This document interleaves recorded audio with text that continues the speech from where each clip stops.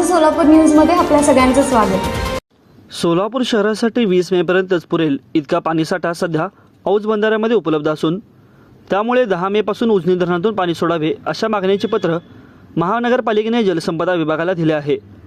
उजनी धरण सध्या उणे 40.45% असून धरण उणे 52% झाल्यावर महापालिकेला त्या ठिकाणी तिबार पंपिंगची यंत्रणा उभारावी लागणार आहे।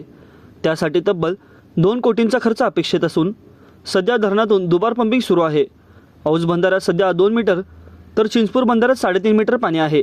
साधारणतः 5 ते 6 दिवसाला 1 मीटर पाणी संपते अशी सध्याची स्थिती असून उजनी धरणातून भीमा नदीत सोडलेले पाणी औज बंधाऱ्यात यायला किमान 10 दिवस लागतात।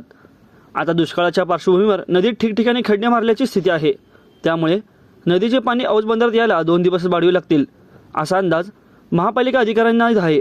त्यामुळे 10 मे दरम्यान धरणातून सोलापूर शहरासाठी पाणी सोडण्यात यावे असे पत्र महानगरपालिकेने जलसंपदा विभागाला दिले आहे।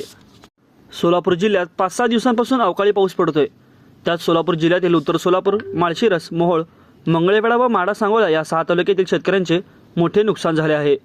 द्राक्ष, आंबा, केळी, डाळिंब बागांचे मोठे नुकसान झाले असून त्याचे पंचनामे 2 दिवसात करण्याचे आदेश जिल्हा प्रशासनाने दिले असून मात्र या अवकाळी पावसाचे पाणी ना उजनी धरणात आले ना सोलापूर शहराला पाणी पुरवठा करण्यात आऊस तसेच हिप्परगा, चिंचूर बंधाऱ्यात आले अशी सध्याची स्थिती आहे।